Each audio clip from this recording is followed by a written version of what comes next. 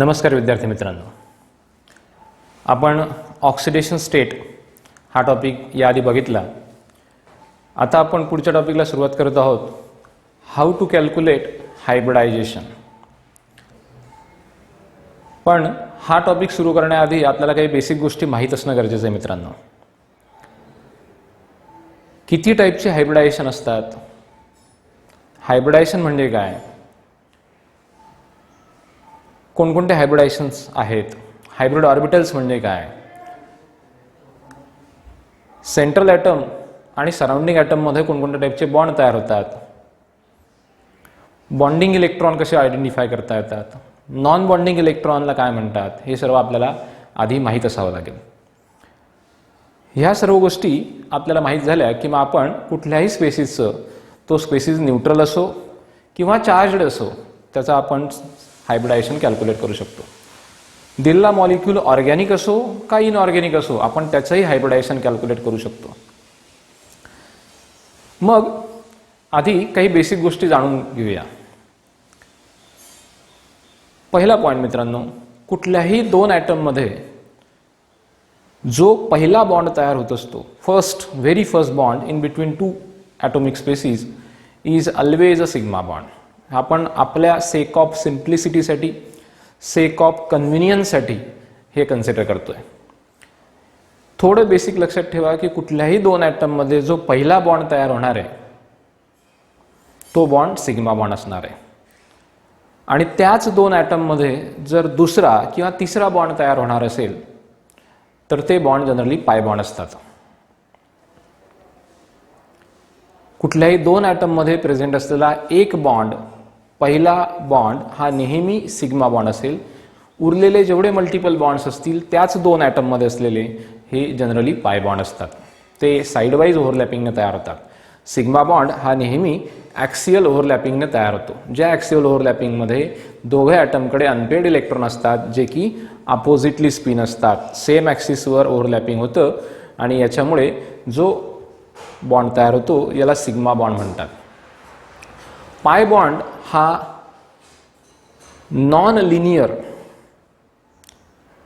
Non axial ओव्हरलॅपिंगमुळे तयार होतो, ज्याच्यामध्ये साईडवाईज ओव्हरलॅपिंग असते. अशा पद्धतीने साईडवाईज ओव्हरलॅपिंग होईल. जनरली पी आणि डी ऑर्बिटलमुळे पाय बॉन्ड तयार होतात. एस ऑर्बिटलमुळे कधीही पाय बॉन्ड तयार होत नाही. साईडवाईज ओव्हरलॅपिंग झाली तर पाय बॉन्ड तयार होतील. सिग्मा बॉन्डपेक्षा पाय बॉन्ड हा वीक असतो. हा पहिला पॉईंट. दुसरा पॉईंट की एखाद्या ॲटमच्या व्हॅलन्स शेलमध्ये जेवढे इलेक्ट्रॉन असतात त्या इलेक्ट्रॉनपैकी काही इलेक्ट्रॉन्स किंवा सर्व इलेक्ट्रॉन बॉन्ड फॉर्मेशनमध्ये पार्टिसिपेट करतात किंवा हायब्रिडायझेशन स्टेटमध्ये पार्टिसिपेट करतात. जे इलेक्ट्रॉन्स, ॲटमच्या व्हॅलन्स शेलचे जे इलेक्ट्रॉन बॉन्ड फॉर्मेशनमध्ये पार्टिसिपेट करतील त्यांना बॉन्डिंग इलेक्ट्रॉन असं म्हणतात, आणि जे इलेक्ट्रॉन बॉन्ड फॉर्मेशनमध्ये पार्टिसिपेट करत नाहीत त्यांना नॉन बॉन्डिंग इलेक्ट्रॉन म्हणतात. हे नॉन बॉन्डिंग इलेक्ट्रॉन त्या ॲटमच्या सराउंडिंगला पेयर्ड फॉर्ममध्ये रिप्रेझेंट केले जातात, ज्यांना आपण लोन पेयर्स असं सुद्धा म्हणतो. तिसरा point, what is hybridization? According to definition, hybridization is a hypothetical phenomenon in which mixing and recasting of different atomic orbitals of same atom, different atomic orbitals of same atom having nearly same energy combine together to form a new set of hybrid orbitals having equivalent energy, maximum symmetry and definite orientation in space. जेवढे atomic orbitals हायब्रिडायझेशनमध्ये participate करतील तेवढेच hybrid orbital तयार होतील. जेवढे atomic orbital participate करतील तेवढेच hybrid orbital तयार होतील, आणि या सर्व हायब्रिड ऑर्बिटलची एनर्जी ही इक्विव्हॅलंट असेल. हे मॅक्सिमम सिमेट्री शो करत असतील, आणि हे सर्व पूर्ण स्पेसमध्ये एका प्रॉपर ओरिएंटेशनला अलाइन केले असतील, ज्या ओरिएंटेड अलाइनमेंटमुळे या मॉलिक्यूलला एक शेप किंवा जॉमेट्री मिळत असते. आता या हायब्रिडायझेशन प्रोसेसमध्ये किती हायब्रिड ऑर्बिटल तयार झालेत याच्या बेसिसवर त्याचं हायब्रिडायझेशन ठरत असतं मित्रांनो. मग हे कसं, किती हायब्रिड ऑर्बिटल तयार झाले तर कोणतं हायब्रिडायझेशन असतं ते आता आपण बघूया आणि नंतर आपापल्या वेगवेगळ्या मेथडकडे जाऊया ज्याने आपल्याला हायब्रिडायझेशन कॅल्क्युलेट करता येतं. आपल्याकडे भरपूर मेथड्स आहेत ज्या मेथडने आपण हायब्रिडायझेशन कॅल्क्युलेट करू शकतो. तुम्हाला जी योग्य वाटेल, जी सोपी वाटेल ती तुम्हाला ऑप्ट करायची आहे, ती लर्न करायची आहे, त्याची प्रॅक्टिस करायची आहे. मग बघूया हायब्रिड ऑर्बिटल्स आणि हायब्रिडायझेशन याचा काय संबंध आहे. नंबर ऑफ हायब्रिड ऑर्बिटल्स जर आपण h ने डिनोट केले, for example h number of hybrid orbitals, आणि हायब्रिडायझेशन इथं लिहितो मी, हे हायब्रिड ऑर्बिटल्स आहेत. h number of hybrid orbitals, minimum 2 atomic orbitals एकत्र येतात आणि हायब्रिडायझेशन होऊ शकतं आणि 2 हायब्रिड ऑर्बिटल तयार होतील. Minimum 2 hybrid orbitals are there. If 2 hybrid orbitals are there म्हणजे h ची व्हॅल्यू जर 2 असेल तर हायब्रिडायझेशन जनरली sp असतं इन जनरल स्टँडर्ड फॉर्मॅटमध्ये, आणि याचा शेप लिनियर असतो हे आपल्याला माहिती आहे. जर हायब्रिडायझेशन 3 असेल, हायब्रिड ऑर्बिटल 3 असेल तर हायब्रिडायझेशन sp2 असेल आणि याचा शेप ट्रायगोनल प्लेनर हा असतो. हायब्रिड ऑर्बिटल्स 4 असतील तर हायब्रिडायझेशन sp3 असतं आणि याचा स्टँडर्ड शेप टेट्राहेड्रल असेल. हायब्रिड ऑर्बिटल्स 5 असतील तर हा sp3 डी हायब्रिडायझेशन शो करतो ज्यामध्ये शेप ट्रायगोनल बायपिरॅमिडल असेल. जर हायब्रिड ऑर्बिटल 6 असतील तर हा sp3 d2 हायब्रिडायझेशन शो करेल ज्याचा स्टँडर्ड शेप हा ऑक्टाहेड्रल असतो. जर हायब्रिड ऑर्बिटल 7 असतील तर हायब्रिडायझेशन हे जनरली sp3 d3 असेल ज्याचा स्टँडर्ड शेप हा पेंटागोनल बायपिरॅमिडल असा असतो. आता हे झालं हायब्रिड ऑर्बिटल्स आणि हायब्रिडायझेशन बद्दल माहिती. आता हायब्रिड ऑर्बिटल कॅल्क्युलेट कसे करतात याचे वेगवेगळ्या फॉर्म्युलेज आहेत, वेगवेगळ्या मेथड्स आहेत आणि या मेथडचा वापर करून तुम्हाला हायब्रिड ऑर्बिटल्स कॅल्क्युलेट करता येतील. एकदा का तुम्ही हायब्रिड ऑर्बिटल्स कॅल्क्युलेट केलेत की तुम्हाला हायब्रिडायझेशन सुद्धा सांगता येईल. दुसरा पॉईंट, हे जे हायब्रिड ऑर्बिटल्स आहेत हे हायब्रिड ऑर्बिटल्स कोणते असू शकतात, कोणकोणते ॲटॉमिक ऑर्बिटल हायब्रिड ऑर्बिटल्समध्ये कन्वर्ट होऊ शकतात. एम्प्टी फील्ड, हाफ फील्ड आणि फुल फील्ड हे तिघही प्रकारचे ॲटॉमिक ऑर्बिटल हायब्रिडायझेशनच्या प्रोसेसमध्ये भाग घेऊ शकतात आणि त्यानंतर हायब्रिड ऑर्बिटलमध्ये कन्वर्ट होऊ शकतात मित्रांनो. म्हणजे असं कंपल्सरी नाही आहे की अनपेअर्ड इलेक्ट्रॉन असलेले हाफ फील्ड ऑर्बिटलच फक्त हायब्रिडायझेशनमध्ये भाग घेतील. बऱ्याच वेळा असे ऑर्बिटल्स ज्यांच्याकडे फुलफिल्ड ऑर्बिटल आहे किंवा ज्याच्यामध्ये दोन पेअर्ड इलेक्ट्रॉन आहे, सेट एक पेअर्ड इलेक्ट्रॉनचा, ते सुद्धा हायब्रिडायझेशनमध्ये भाग घेतात. फॉर एक्झाम्पल अमोनियामध्ये लोन पेअरचं ऑर्बिटल सुद्धा हायब्रिडायझेशनमध्ये भाग घेतं. वॉटरमध्ये 2 लोन पेअरचे 2 ऑर्बिटल्स हायब्रिडायझेशनमध्ये भाग घेतात. असंही होतं. मग आता हायब्रिड ऑर्बिटल कॅल्क्युलेट केले तर हायब्रिडायझेशन कॅल्क्युलेट करता येतं. पण आता हे हायब्रिडायझेशन कॅल्क्युलेट करण्यासाठी 2 वेगवेगळ्या ठिकाणी वेगवेगळ्या पद्धतीने क्वेश्चन विचारले जातात.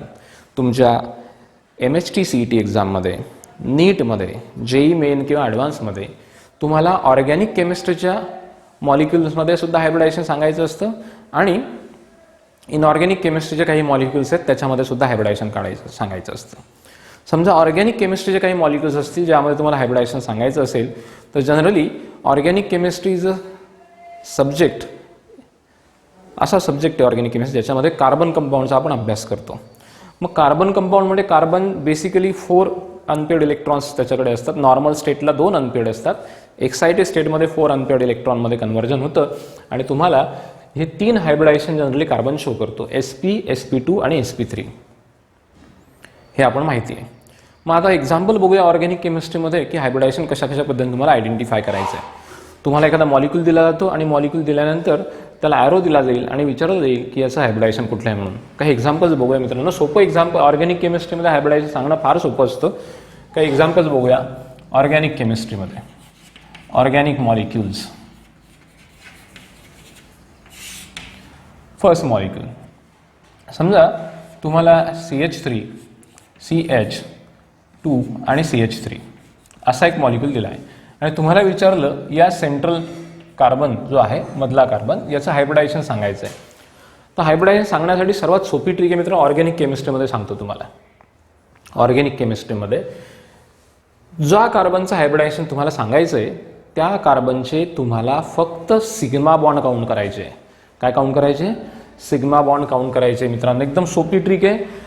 Hybrid orbitals H is equal to number of sigma bonds. फक्त सिग्मा बॉन्ड सांगा किती आहेत. हा जो सेंट्रल कार्बन आहे मधला कार्बन याला किती सिग्मा बॉन्ड आहेत? हे 2 सिग्मा बॉन्ड आहेत. Carbon carbon sigma bond, carbon carbon sigma bond आणि 2 हायड्रोजन सोबतचे सिग्मा बॉन्ड आहे. टोटल बॉन्ड आहे 4 सिग्मा बॉन्ड्स तुमच्याकडे आहेत मित्रांनो. 4 sigma bond is equal to 4 hybrid orbital is equal to sp3 hybridization. याचं हायब्रिडायझेशन असेल sp3. एकदम सोपं आहे. दुसरं एक्झाम्पल घेऊया. समजा कंपाऊंड असा असेल CH3 CH double bond CH2. आता तुम्हाला हा मधला कार्बन आणि हा फर्स्ट कार्बन यांचं हायब्रिडायझेशन सांगायचं आहे. याला नाव देतो A आणि याला नाव देतो B. तुम्हाला A आणि B कार्बनचं हायब्रिडायझेशन सांगायचं आहे. A कार्बनचं हायब्रिडायझेशन बघूया. H for A. या स्पेसिससाठी हायब्रिड ऑर्बिटल काउंट करतोय आपण. या CH3 साठी कार्बनचं हायब्रिडायझेशन. या कार्बनला किती सिग्मा बॉन्ड आहेत? 3 हायड्रोजन सोबत आणि 1 कार्बन सोबत. सिग्मा बॉन्ड किती आहेत? 4 सिग्मा बॉन्ड्स आहेत आणि म्हणून याचं हायब्रिडायझेशन असेल sp3. B या कार्बनचं हायब्रिडायझेशन बघूया.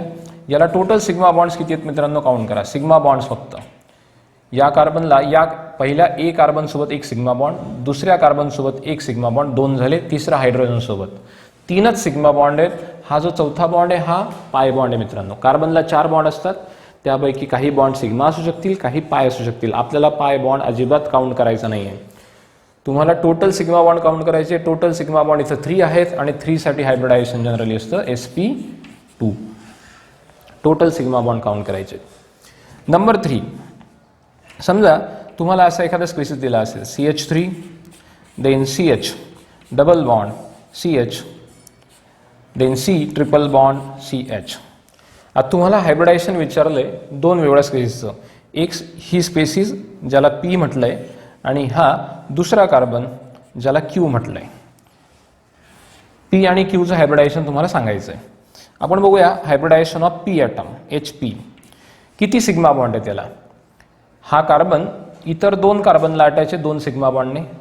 1 2 2 सिग्मा बॉन्ड. हायड्रोजन सोबत तिसरा सिग्मा बॉन्ड आणि 1 पाय बॉन्ड आहे. पाय बॉन्ड आपल्याला काउंट करायचा नाही. आपल्याला फक्त सिग्मा बॉन्ड काउंट करायचे. टोटल सिग्मा बॉन्ड किती आहेत? 3 आणि टोटल सिग्मा बॉन्ड 3 असल्यामुळे हायब्रिडायझेशन याचं sp2. जर Q या ॲटमसाठी आपल्याला हायब्रिडायझेशन काढायचं असेल तर हा कार्बन आहे, त्याला एकही हायड्रोजन अटॅच नाही, मात्र त्याला 2 कार्बन अटॅच आहेत. इकडे 1 कार्बन आहे सिग्मा बॉन्डने, दुसरा कार्बन सिग्मा बॉन्डने. 3 बॉन्ड आहे तिथं. 3 पैकी एकच बॉन्ड सिग्मा आहे, उरलेले दोघं पाय बॉन्ड आहे. पाय बॉन्ड अजिबात मोजायचे नाही, फक्त सिग्मा बॉन्ड काउंट करायचे आपल्याला. टोटल सिग्मा बॉन्ड्स किती आहे? 2 आहे, म्हणून याचं हायब्रिडायझेशन आहे sp. याचं हायब्रिडायझेशन असेल मित्रांनो sp. पुढचं एक्झाम्पल बघूया. नंबर 4, समजा आपल्याकडे असा एखादा मॉलिक्यूल असेल CH3 CH आणि CH3. याच्यावर पॉझिटिव्ह चार्ज आहे. हा कार्बोकटायन स्पेसिस आहे आणि तुम्हाला ज्या स्पेसिसवर पॉझिटिव्ह चार्ज आहे त्या स्पेसिसचं हायब्रिडायझेशन विचारलंय. मग इथं हायब्रिड ऑर्बिटल काउंट करायचे. आपल्याला काय करायचं आहे? सोपी ट्रिक आहे. पुन्हा एकदा सांगतोय, सिग्मा बॉन्ड्स काउंट करा फक्त. या कार्बनला किती सिग्मा बॉन्ड आहेत? 2 सिग्मा बॉन्ड आहे कार्बन कार्बन बॉन्डचे आणि 1 बॉन्ड आहे तिसरा हायड्रोजन सोबत. 3च टोटल सिग्मा बॉन्ड आहे. 3 सिग्मा बॉन्ड म्हणून याचं हायब्रिडायझेशन आहे sp2. मग हे आपल्याला माहिती आहे की ऑल कार्बोकटायन्स ज्या कार्बनवर पॉझिटिव्ह चार्ज असतो त्या सर्व कार्बनचं हायब्रिडायझेशन sp2 असतं मित्रांनो. ते ट्रायगोनल प्लेनर असतात. कार्बोकटायन्स हे ट्रायगोनल प्लेनर असतात, त्यांचं हायब्रिडायझेशन sp2 असतं. एकदम सिंपल ट्रिक आहे, फक्त सिग्मा बॉन्ड काउंट करायचे तुम्हाला. नंबर 5, जर समजा कार्बन आयन असेल एखादा CH3 CH2 आणि CH2, त्याच्यावर सपोज मायनस चार्ज असेल, त्याच्यावर मायनस चार्ज असेल, तर मायनस चार्ज असेल तर काय करायचं तुम्हाला? मायनस चार्ज असेल तर त्या केसमध्ये तिथं लोन पेअर प्रेझेंट असते. मायनस चार्जसाठी लोन पेअर असते. मग इथं हायब्रिड ऑर्बिटल कसं काढणार? Hybrid orbital is equal to sigma bond plus negative charge किती निगेटिव्ह चार्ज, किती वेळा निगेटिव्ह चार्ज आहे, इरिस्पेक्ट निगेटिव्ह चार्ज किती वेळा ते काउंट करायचं, दोघांना एकत्र करायचं, तुम्हाला हायब्रिड ऑर्बिटल मिळतील. सिग्मा बॉन्ड किती आहेत, 2 हायड्रोजन आणि 1 carbon, total sigma bond 3. Negative charge किती आहे, 1. टोटल किती झाले 4. म्हणजे याचं हायब्रिडायझेशन किती आहे, sp3. कार्बन आयनचं हायब्रिडायझेशन हे sp3 असतं. अजून विचार करूया नंबर 6. आता निगेटिव्ह चार्जच्या ऐवजी तुम्ही इथं लोन पेअर सुद्धा कन्सिडर करू शकतात. एक निगेटिव्ह चार्ज आहे याचा अर्थ तिथं लोन पेअर आहे. निगेटिव्ह चार्जच्या ऐवजी तुम्ही लोन पेअर सुद्धा कॅल्क्युलेट करू शकतात. मग समजा तुम्हाला एक स्पेसिस दिलाय CCl2, हा डायक्लोरोकार्बिन आहे मित्रांनो. डायक्लोरोकार्बिन हा इंटरमिजिएट रिमर टीमन रिॲक्शनमध्ये असतो. इंटरमिजिएटचं काम करतो रिमर टीमन रिॲक्शनमध्ये. This is an intermediate which is a Reimer Tiemann reaction also in isocyanide test, ज्याला आपण कार्बिलमाइन टेस्ट असं सुद्धा म्हणतो. मग आता हा जो कार्बन, या कार्बनकडे बघा, याचे हायब्रिडायझेशन आपल्याला सांगायचं आहे. हायब्रिडायझेशन सांगूया. टोटल सिग्मा बॉन्ड काउंट करायचे आपल्याला, प्लस एक लोन पेअर काउंट करायची. सिग्मा बॉन्ड आणि लोन पेअर याच्यावर कुठलाही निगेटिव्ह चार्ज नाही आहे मित्रांनो, याच्यावर लोन पेअर काउंट करायचे. तुम्ही इथं सुद्धा लोन पेअर काउंट करू शकतात. 1 negative charge is equal to 1 lone pair. 1 negative charge is equal to 1 lone pair. इथे एक लोन पेअर आहे, कुठलाही निगेटिव्ह पॉझिटिव्ह चार्ज नाही. सिग्मा बॉन्ड किती आहे, 2 क्लोरीन, 2 क्लोरीनचे 2 सिग्मा बॉन्ड प्लस एक लोन पेअर, टोटल झाले 3. याचं हायब्रिडायझेशन असेल sp2. ज्याचं हायब्रिडायझेशन असेल sp2. तुम्हाला पाय बॉन्ड अजिबात कॅल्क्युलेट करायचे नाही, फक्त सिग्मा बॉन्ड काउंट करायचे मित्रांनो. पुढचं एक्झाम्पल बघूया ऑर्गॅनिक केमिस्ट्रीमध्ये. नंबर 7, कार्बन सब ऑक्साईड. कार्बन सब ऑक्साईड काय असतो, असा मॉलिक्यूल असतो C double bond C double bond C and double bond O. आता या कार्बन सब ऑक्साईडमध्ये तुम्हाला हा जो सेंट्रल कार्बन आहे, या सेंट्रल कार्बनचं आणि हा जो इकडचा कार्बन आहे याचं ऑक्सिजन स्टेट काढायचं आहे. या कार्बनचं, जे या कार्बनचं असेल तेच या कार्बनचं असेल. आपण याला नाव देऊया A आणि याला नाव देऊया B. मग आता हायब्रिडायझेशन ऑफ A कार्बन. आता या कार्बनला किती सिग्मा बॉन्ड आहे मित्रांनो बघा. याला सिग्मा बॉन्ड, टोटल बॉन्ड 4 आहेत, पण सिग्मा बॉन्ड किती आहे, सिग्मा बॉन्ड फक्त ऑक्सिजन सोबत 1 सिग्मा आणि दुसऱ्या कार्बन सोबत 1 सिग्मा. सिग्मा बॉन्ड्स फक्त 2 आहेत आणि 2 आहेत म्हणून ह्या कार्बनचं हायब्रिडायझेशन sp असणार आहे. जर HB बद्दल विचार केला आपण, हायब्रिडायझेशन और hybrid orbital of B carbon atom, तर इथं टोटल सिग्मा बॉन्ड काउंट करायचे. टोटल सिग्मा बॉन्ड्स किती आहेत, दोघं साईडच्या कार्बन सोबत 2 सिग्मा बॉन्ड्स आहेत, उरलेला एक एक बॉन्ड हा पाय बॉन्ड आहे जो मोजायचा नाही आहे आपल्याला. याचं हायब्रिडायझेशन पुन्हा एकदा sp आहे. अजून एक विचार करू, एक CO2 मॉलिक्यूल आहे. ऑर्गॅनिक केमिस्ट्रीमध्ये जनरली CO2 कन्सिडर होत नाही, पण CO2 मॉलिक्यूल तुम्ही जर कन्सिडर केलं तर हा CO2 मॉलिक्यूल आहे आणि याच्यामध्ये कार्बनची ऑक्सिजन स्टेट तुम्हाला कार्बनचं हायब्रिडायझेशन सांगायचं आहे. हायब्रिडायझेशन ऑफ कार्बन किती बॉन्ड आहेत त्याला 4. 4 पैकी सिग्मा कुठे आहे, हा सिग्मा आहे, हा सिग्मा आहे, इथं पाय आहेत, हा पण पाय आहे. फक्त सिग्मा बॉन्ड काउंट करा. सिग्मा बॉन्ड्स किती आहेत, 2 आहेत. हायब्रिडायझेशन याचं sp आहे. शेप लिनियर आहे आणि बॉन्ड अँगल 180 डिग्री आहे. हे झालं हायब्रिडायझेशन ऑफ ऑर्गॅनिक मॉलिक्युल्स. हे झालं असेल तुमचं लिहून. आता आपण इनऑर्गॅनिक मॉलिक्युल्समध्ये बघूया हायब्रिडायझेशन कसं कॅल्क्युलेट करायचं, कोणकोणत्या मेथड्स आहेत.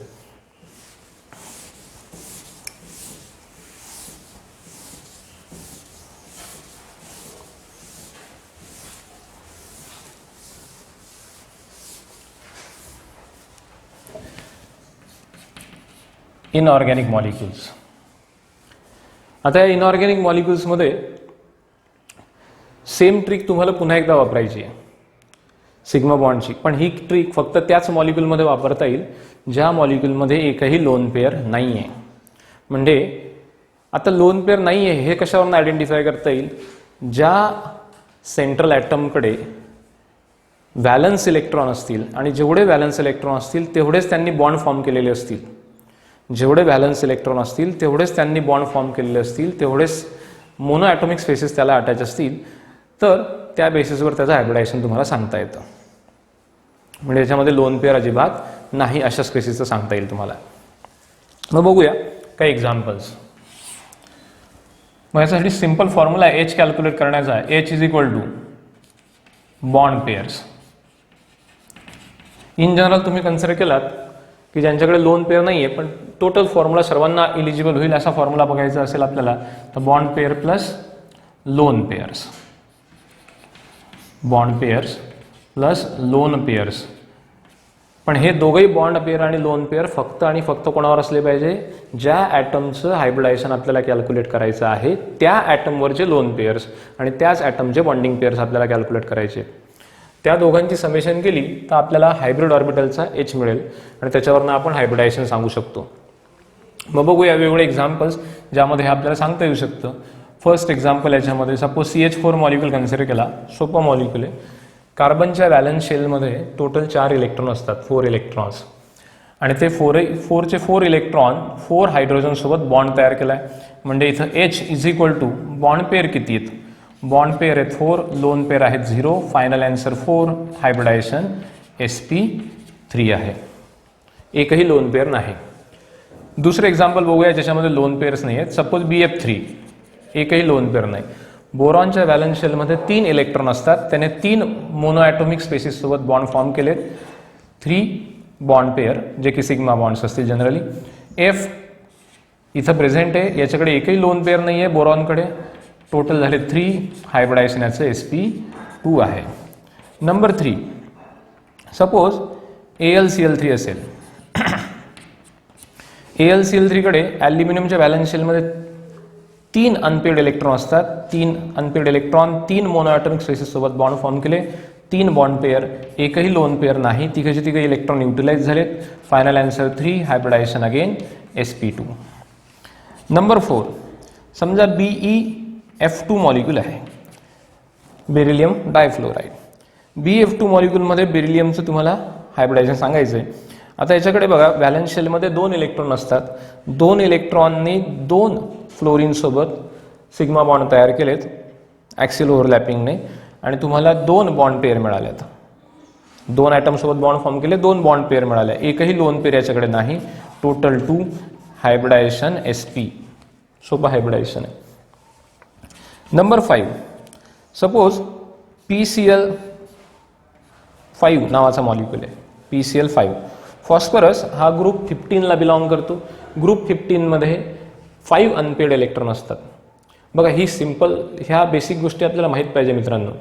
ग्रुप फर्स्टमध्ये 1 अनपेड इलेक्ट्रॉन, ग्रुप सेकंडमध्ये 2 अनपेड इलेक्ट्रॉन, ग्रुप 13मध्ये 3 अनपेड इलेक्ट्रॉन, ग्रुप 14मध्ये 4 अनपेड इलेक्ट्रॉन, ग्रुप 15मध्ये 5 अनपेड इलेक्ट्रॉन, ग्रुप 16मध्ये 6 अनपेड इलेक्ट्रॉन आणि ग्रुप 17च्या मेंबर्सकडे 7 अनपेड इलेक्ट्रॉन असतात. जनरली 7 व्हॅलन्स इलेक्ट्रॉन असतात, not unpaired actually, 7 valence electron. फर्स्टमध्ये 1 व्हॅलन्स इलेक्ट्रॉन, सेकंड ग्रुपमध्ये 2 व्हॅलन्स इलेक्ट्रॉन, 13मध्ये 3, 14मध्ये 4, 15मध्ये 5, 16मध्ये 6 आणि 17मध्ये 7 व्हॅलन्स इलेक्ट्रॉन असतात. आता PCl5 मधला जो P ॲटम आहे फॉस्फरस, हा ग्रुप 15चा मेंबर आहे ज्याच्यामध्ये 5 व्हॅलन्स इलेक्ट्रॉन असतात. त्या 5 व्हॅलन्स इलेक्ट्रॉनसोबत त्याने 5 मोनोव्हॅलंट ॲटमसोबत बॉन्ड फॉर्म केलेत, म्हणजे 5 सिग्मा बॉन्ड तयार केलेत, ज्याच्यामुळे 5 बॉन्ड पेअर तयार झाल्यात. 5चे 5 इलेक्ट्रॉन बॉन्डिंगमध्ये इन्व्हॉल्व असल्यामुळे एकही लोन पेअर नाही आहे, नॉन बॉन्डिंग इलेक्ट्रॉन ॲब्सेंट आहे. मग 5 + 0 टोटल झालेत 5, त्याचा हायब्रिडायझेशन असेल sp3d. नंबर 6, दुसरा मॉलिक्यूल SF6, एकही लोन पेअर नाही. SF6च्या केसमध्ये जर तुम्ही सल्फर कन्सिडर केला तर सल्फर हा ग्रुप 16चा एलिमेंट आहे ज्याच्याकडे 6 व्हॅलन्स इलेक्ट्रॉन आहे आणि 6 व्हॅलन्स इलेक्ट्रॉनला घेऊन त्याने 6 फ्लोरीनसोबत सिग्मा बॉन्ड तयार केले ॲक्सियल ओव्हरलॅपिंग नाही, म्हणजे टोटल 6 बॉन्ड पेअर तयार झाले आहेत, प्लस एकही लोन पेअर नाही. टोटल आन्सर आहे 6, फायनल हायब्रिडायझेशन आहे sp3d2. Number 7 example,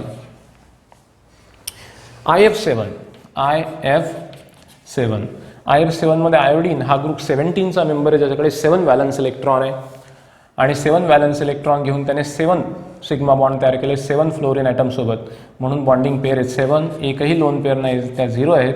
final answer आहे 7, हायब्रिडायझेशन sp3d3. एकदम सोपं आहे. आता त्या मॉलिक्यूलचा विचार करूया ज्यांच्याकडे लोन पेअर्स प्रेझेंट आहेत, लोन पेअर आहेत सेंट्रल ॲटमकडे. मग एक्झाम्पल नंबर 8 बघूया. आता लोन पेअर असलेले ammonia molecule NH3, ammonia molecule. या अमोनिया मॉलिक्यूलकडे नायट्रोजनकडे टोटल 5 व्हॅलन्स इलेक्ट्रॉन असतात. 5 व्हॅलन्स इलेक्ट्रॉनपैकी 3 इलेक्ट्रॉन त्याने हायड्रोजनसोबत बॉन्डिंगमध्ये वापरले, उरले 2 जे की लोन पेअर फॉर्मॅटमध्ये त्याच्याकडे प्रेझेंट असतील. मग H काढायचं असेल तर 3 बॉन्ड तयार केलेत म्हणून 3 बॉन्ड पेअर, 2 इलेक्ट्रॉन लोन पेअरच्या फॉर्मॅटमध्ये राहिलेत म्हणजे 1 लोन पेअर. पेअर्सबद्दल बोलतोय आपण. 2 इलेक्ट्रॉन आहेत पण पेअर मात्र एकच आहे. टोटल झालेत 4. याचं हायब्रिडायझेशन असेल sp3. Number 9 water. Oxygen group 16चा इलेमेंट आहे. Total 6 valence electron. 6 व्हॅलन्स इलेक्ट्रॉनपैकी 2 इलेक्ट्रॉन बॉन्डिंगमध्ये इन्व्हॉल्व केलेत बॉन्ड पेअर तयार करणे. उरले 4 इलेक्ट्रॉनपैकी 2-2च्या पेअरमध्ये 2 पेअर त्याच्याकडे असतील लोन पेअर. H काढूया. 2 हायड्रोजनसोबत बॉन्ड पेअर तयार केल्यात आणि 2 लोन पेअर शिल्लक आहेत. टोटल झालेत 4. हायब्रिडायझेशन आहेत sp3. नंबर 10 PCl3चा विचार करूया. PCl3 फॉस्फरस ग्रुप 15चा आहे. Total 5 electron. 3 बॉन्ड पेअर तयार केलेत. 3 बॉन्ड पेअर. उरले 2 इलेक्ट्रॉन जे लोन पेअरच्या फॉर्मॅटमध्ये त्याच्याकडे असतील +1. टोटल झालेत 4 आणि याचं हायब्रिडायझेशन असेल sp3. 4 झाल्यामुळे. नंबर 11 SF4चा विचार करूया. SF4 H hybrid orbitals. सल्फरकडे टोटल 6 व्हॅलन्स इलेक्ट्रॉन असतात. 6 पैकी 4 बॉन्ड पेअर्समध्ये आहेत. उरलेले 2 इलेक्ट्रॉन लोन पेअरच्या फॉर्मॅटमध्ये त्याच्याकडे शिल्लक राहतील. 1 लोन पेअर. टोटल झालेत 5. त्याचं हायब्रिडायझेशन sp3d असं असेल. 12 नंबरचं एक्झाम्पल बघूया याच्यामध्ये. इनऑर्गॅनिक मॉलिक्युल्समध्ये 12 नंबर XCOF2. XCOF2. आता हा मॉलिक्युल आहे बघा. या मॉलिक्युलमध्ये तुम्हाला हायब्रिडायझेशन कॅल्क्युलेट करायचं आहे. लोन पेअर आणि बॉन्ड पेअर काउंट करायचे. मग लोन पेअर बॉन्ड पेअर कसे कॅल्क्युलेट करणार? मग आता इथं 2 वेगवेगळे ॲटम आहे. मोनो ॲटॉमिक स्पेसिस इथं नाही आहे. मोनो ॲटॉमिक स्पेसिस इथं नाही आहे. तुम्हाला किती इलेक्ट्रॉन बॉन्डिंगमध्ये इन्व्हॉल्व आहेत ते कॅल्क्युलेट करायचं आहे. मग बघूया टोटल व्हॅलन्स हायड्रोजन झेनॉनच्या व्हॅलन्स शेल जो की नोबल गॅसचा इलेमेंट आहे त्याच्याकडे टोटल 8 व्हॅलन्स इलेक्ट्रॉन असतात. त्या 8 व्हॅलन्स इलेक्ट्रॉनपैकी त्याने 2 फ्लोरीनसोबत बॉन्ड तयार करण्यामध्ये 2 इलेक्ट्रॉन वापरले म्हणजे 2 बॉन्ड पेअर फ्लोरीनसोबत. एका ऑक्सिजनसोबत 2 बॉन्ड तयार होतात. एका ऑक्सिजनसोबत 2 बॉन्ड तयार होतात. याचा अर्थ झेनॉनने 2 इलेक्ट्रॉन ऑक्सिजनसोबत शेअर केलेत आणि 2 इलेक्ट्रॉन फ्लोरीनसोबत शेअर केलेत. टोटल बॉन्ड किती झालेत मित्रांनो? टोटल बॉन्ड पेअर्स किती झालेत? झेनॉनसोबत त्याने शेअर केले. झेनॉनसोबत शेअर केले 2. ऑक्सिजनसोबत शेअर केले 2. टोटल किती झालेत? 4. टोटल किती झालेत? 4 झालेत. 4 इलेक्ट्रॉन शेअर केलेत. 4 बॉन्डिंग पेअर्स प्लस उरलेले 4 इलेक्ट्रॉन जे की 2 लोन पेअरच्या फॉर्मॅटमध्ये असतील. 2 लोन पेअर्स. टोटल आहे 6. असं 4 bond pairs 2 loan pairs. Total आहे 6. हायब्रिडायझेशन मिळालं तुम्हाला sp3d2. हायब्रिडायझेशन मिळालं sp3d2. मग अशा पद्धतीने तुम्ही हायब्रिडायझेशन कॅल्क्युलेट करू शकता. आता तुम्ही 4 स्पेसिसचं सुद्धा हायब्रिडायझेशन कॅल्क्युलेट करू शकता. समजा एखादा मॉलिक्युल आहे 13 NH4+. नायट्रोजनवर प्लस चार्ज आहे. नायट्रोजनने टोटल 4 बॉन्ड तयार केलेत. एकही लोन पेअर नाही कारण ती लोन पेअर त्याने कोऑर्डिनेट बॉन्ड तयार करण्यासाठी डोनेट केली आहे चौथ्या हायड्रोजनकडे. Hचा विचार केला तर बॉन्ड पेअर किती आहेत? 4 बॉन्ड पेअर आहे. एकही लोन पेअर शिल्लक नाही त्याच्याकडे. त्याच्यामुळे याचं हायब्रिडायझेशन सुद्धा काय असेल? sp3 असेल. हाच मॉलिक्युल समजा H3O+ असा घेतला. याच्यामध्ये ऑक्सिजन स्टेट हायब्रिडायझेशन काढायचं आहे. H ऑक्सिजनकडे टोटल 6 इलेक्ट्रॉन होते. 6 इलेक्ट्रॉनपैकी 2 त्याने नॉर्मल हायड्रोजन बॉन्डसोबत तयार केलेत. 1 लोन पेअर त्याने तिसऱ्या हायड्रोजनला डोनेट केली. त्याच्याकडे 2 लोन पेअर असतात. 1 लोन पेअर डोनेट केली, 1 शिल्लक आहे म्हणजे 3 बॉन्ड पेअर आणि 1 लोन पेअर. टोटल झाले 4. पुन्हा हायब्रिडायझेशन त्याचं sp3. अशा पद्धतीने आपण वेगवेगळ्या मॉलिक्युलचं हायब्रिडायझेशन काढू शकतो. आता ही झाली एक मेथड ज्यामध्ये आपण bond pair plus lone pair असं काउंट केलं आहे. याच्या व्यतिरिक्त काही कॉम्प्लिकेटेड मॉलिक्युल असतील, तुम्हाला समजत नसेल, लोन पेअर बॉन्ड पेअर लक्षात येत नाही नेमकं काय होतंय, लोन पेअर नेमक्या किती घ्यायच्या हे समजत नसेल, तर त्यासाठी अजून एक वेगळा फॉर्म्युला आहे मित्रांनो, ज्याचा वापर करून आपण या सर्व मॉलिक्युलचे पुन्हा हायब्रिडायझेशन कॅल्क्युलेट करू शकतो. पण ह्या सर्वांमध्ये आपल्याला मेन गोष्ट जी कॅल्क्युलेट करायची ती H व्हॅल्यू कॅल्क्युलेट करायची. H व्हॅल्यू कॅल्क्युलेट केली की तुम्हाला हायब्रिडायझेशन कॅल्क्युलेट करता येतं. मग बघूया कशा पद्धतीने हायब्रिडायझेशन आपण कॅल्क्युलेट करूया दुसऱ्या मेथडने. या मेथडने अजून तुम्हाला व्हरायटी ऑफ एक्झाम्पल सॉल्व्ह करता येतील बॉन्ड पेअर प्लस लोन पेअर्सने. बघूया आपण.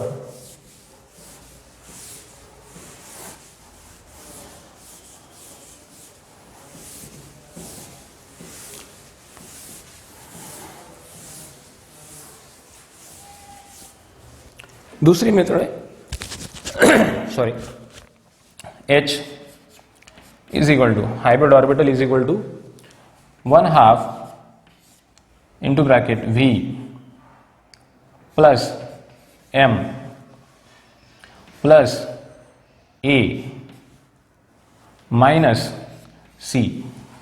आता इथं सिम्बॉल्सचे जे मिनिंग्स आहेत ते मिनिंग आपण समजून घ्या. H फॉर हायब्रिड ऑर्बिटल्स,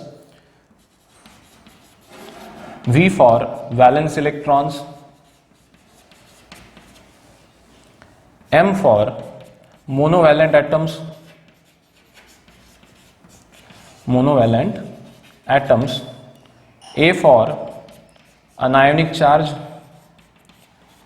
म्हणजे निगेटिव्ह चार्ज.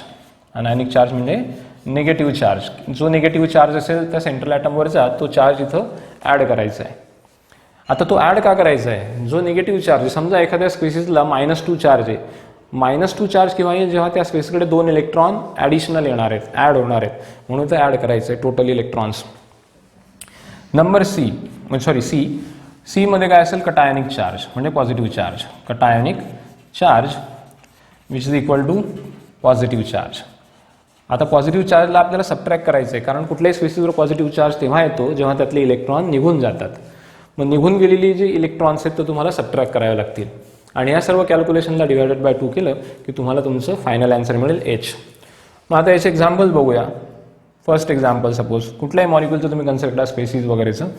समजा CH4 आपण कन्सिडर केलं, जे आपण कॅल्क्युलेट केले तेच बघूया आणि व्हेरीफाय करूया. CH4 कॅल्क्युलेट केलं तर CH4चा H काय येईल? H 1/2 into bracket valence electron कार्बनकडे 4 असतात, मोनोव्हॅलंट ॲटम हायड्रोजन जे की 4 आहेत, A कुठलाही पॉझिटिव्ह चार्ज नाही आहे, कुठलाही निगेटिव्ह चार्ज नाही आहे, न्यूट्रल स्पेसिस आहे, त्यामुळे याचा आन्सर फायनल जे येणार आहे ते 4 आहे आणि हायब्रिडायझेशन येणार आहे sp3. सेकंड, समजा NH4 किंवा NH3 कन्सिडर करूया. NH3 आता लोन पेअर कशी काढतात हे आपल्याला समजत नाही. -3 या केसमध्ये आपण H काढूया. H 1/2 इंटू ब्रॅकेट 5 त्याचे व्हॅलन्स इलेक्ट्रॉन आहे नायट्रोजनचे, 3 मोनोव्हॅलंट ॲटम आहेत, कुठलाही निगेटिव्ह किंवा कुठलाही पॉझिटिव्ह चार्ज नाही आहे. 5 + 3 8 होतात, डिवायडेड बाय 2 4 होतात आणि 4 साठी हायब्रिडायझेशन अगेन येतं sp3. नेक्स्ट एक्झाम्पल वॉटरचं कॅल्क्युलेट करून बघूया. वॉटरसाठी H इज इक्वल टू 1/2 ऑक्सिजनचे इलेक्ट्रॉन टोटल आहेत 6 व्हॅलन्स इलेक्ट्रॉन प्लस मोनोव्हॅलंट ॲटम 2, कुठलाही पॉझिटिव्ह किंवा निगेटिव्ह चार्ज नाही. फायनल आन्सर 6 + 2 8, पुन्हा 4 आणि हायब्रिडायझेशन sp3. 4 नंबर, समजा हेच हायब्रिडायझेशन तुम्हाला NH4 प्लसचं काढायचं असेल. NH4 plus nitrogen plus charge, H is equal to 1/2 valence electron नायट्रोजनचे 5 असतात, कुठलेच टेन्शन घ्यायचं नाही, जे आपल्याला माहिती आहे. 4 मोनोव्हॅलंट ॲटम आहे, 1 पॉझिटिव्ह चार्ज आहे. मित्रांनो, पॉझिटिव्ह चार्ज काय करायचं आहे? तुम्हाला सबट्रॅक्ट करायचा असतो. निगेटिव्ह चार्ज एकही नाही, पॉझिटिव्ह चार्ज 1 आहे जो सबट्रॅक्ट करायचा आहे. 5 + 4 9, 9 - 1 8, 8 डिवायडेड बाय 2 4 आणि पुन्हा हायब्रिडायझेशन तुम्हाला मिळालं sp3. पुढचा एखादा मॉलिक्यूल कन्सिडर करूया. समजा तुम्हाला NO3- मधल्या नायट्रोजनचं हायब्रिडायझेशन कॅल्क्युलेट करायचं आहे. कसं करणार? H इज इक्वल टू 1/2 नायट्रोजनचे 5 व्हॅलन्स इलेक्ट्रॉन, मोनोव्हॅलंट ॲटम एकही नाही, कारण ऑक्सिजन जो प्रेझेंट आहे तो डायव्हॅलंट आहे. याच्यावर मायनस चार्ज आहे का? हो आहे. मग त्याच्यासाठी +1, एक मायनस चार्ज आहे तो प्लस करायचा आहे. -0, एकही पॉझिटिव्ह चार्ज नाही. 5 + 1 6 होतात, डिवायडेड बाय 2 3 होतात. हायब्रिडायझेशन याचं मिळालं तुम्हाला sp2. नंबर 6, जर तुम्ही CO3 2- हायब्रिडायझेशन कॅल्क्युलेट करायचं, मग कार्बनचं हायब्रिडायझेशन कॅल्क्युलेट करायचं आहे. H इज इक्वल टू 1/2 कार्बनचे व्हॅलन्स इलेक्ट्रॉन 4 आहेत, एकही मोनोव्हॅलंट ॲटम त्याच्याकडे नाही आहे, त्याच्याकडे पॉझिटिव्ह चार्ज आहे 2 टाइम्स निगेटिव्ह चार्ज आहे 2 जो ॲड करायचा आहे. पॉझिटिव्ह चार्ज एकही नाही, जो -0 असेल, -0 असेल. निगेटिव्ह चार्ज ॲड करायचा, पॉझिटिव्ह चार्ज सबट्रॅक्ट करायचा. 4 + 2 6 होतात. फायनल आन्सर 3, पुन्हा याचं हायब्रिडायझेशन मिळालं तुम्हाला sp2. समजा 7, तुम्ही PCl5चं हायब्रिडायझेशन कॅल्क्युलेट करायचं आहे. H PCl5 मध्ये 1/2 फॉस्फरसचे 5 electron valence electron, monovalent item आहे 5, मोनोव्हॅलंट ॲटम 5 आहेत क्लोरीन, कुठलाही निगेटिव्ह किंवा पॉझिटिव्ह चार्ज नाही. फायनल आन्सर 5, आणि याचा अर्थ हायब्रिडायझेशन sp3d असं होतंय. नंबर 6, समजा IF7 असेल, IF7 याच्यामध्ये H आयोडीनचं हायब्रिडायझेशन काढायचं आहे आपल्याला. 1/2 आयोडीन जो की हॅलोजन आहे त्याच्याकडे व्हॅलन्स इलेक्ट्रॉन आहे 7, मोनोव्हॅलंट ॲटम आहे 7 प्लस कुठलाही निगेटिव्ह चार्ज नाही, कुठलाही पॉझिटिव्ह चार्ज नाही. Final answer 7, hybridisation sp3d3.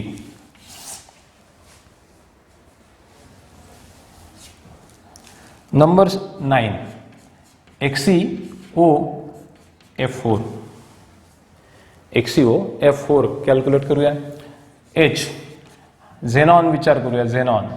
झेनॉनकडे 8 electron आहे व्हॅलन्समध्ये, मोनोव्हॅलंट ॲटम आहे 4, लोन निगेटिव्ह चार्ज नाही, पॉझिटिव्ह चार्ज नाही, म्हणून +0 -0 टोटल झालेत 12. डिवायडेड बाय 2 केलं, आन्सर आहे 6. आन्सर आलं आहे 6, म्हणजे हायब्रिडायझेशन sp3d2. समजा XeO2F2 असा मॉलिक्यूल आहे, याचं हायब्रिडायझेशन काढूया झेनॉनचं. H इज इक्वल टू 1/2 झेनॉनचे 8 व्हॅलन्स इलेक्ट्रॉन, मोनोव्हॅलंट ॲटम 2च आहेत, कुठलाही पॉझिटिव्ह चार्ज किंवा निगेटिव्ह चार्ज नाही आहे, 0 आहे. 8 + 2 10 झालेत, डिवायडेड बाय 2 5, म्हणजे तुमचं हायब्रिडायझेशन आलं sp3d. हे हायब्रिडायझेशन तुमचं. अशा पद्धतीने तुम्ही कुठल्याही मॉलिक्यूलचं हायब्रिडायझेशन काढू शकता या मेथडने. ही सेकंड मेथड आहे. पहिली मेथड एकदम सोपी होती, bond pair plus lone pair करायचे तुम्हाला. पण जर समजा किती लोन पेअर्स असतील हे लक्षात येत नसेल, इलेक्ट्रॉन कॅल्क्युलेशन समजत नसेल, निगेटिव्ह चार्ज पॉझिटिव्ह चार्जला कन्फ्यूज होत असाल, तर ही बेस्ट मेथड आहे. या मेथडने तुम्ही पॉझिटिव्ह चार्ज निगेटिव्ह चार्ज सर्वांचा विचार करून पटकन हायब्रिडायझेशन कॅल्क्युलेट करू शकतात या सर्व मेथडचा वापर करून.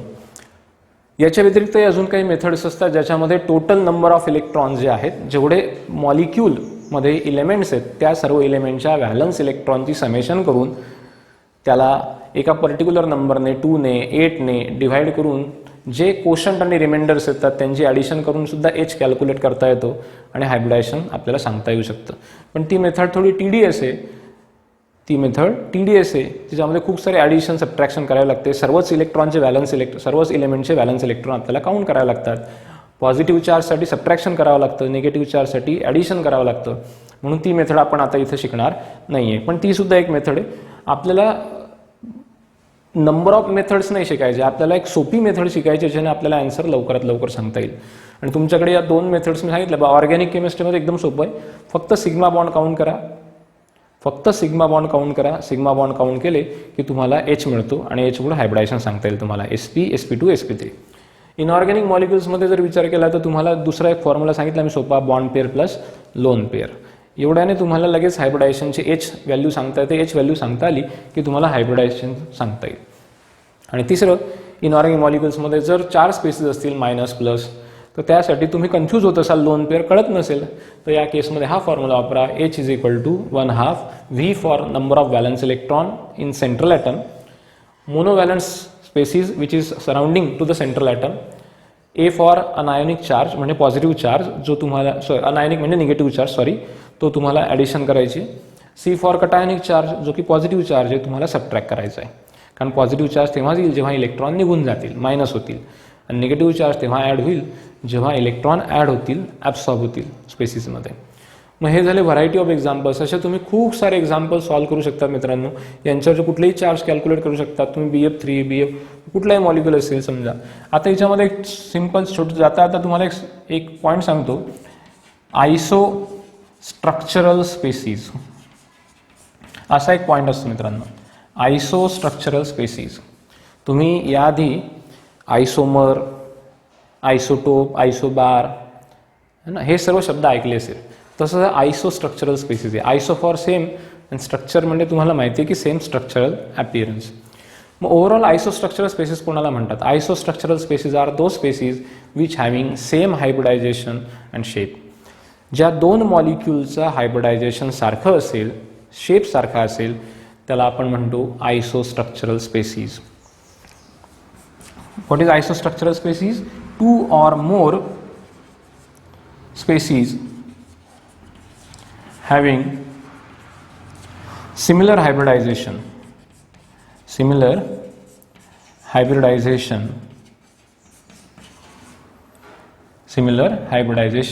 अँड जॉमेट्री और शेप. ज्याचं सिमिलर हायब्रिडायझेशन असेल त्यांना आयसोस्ट्रक्चरल स्पेसिस म्हणणार.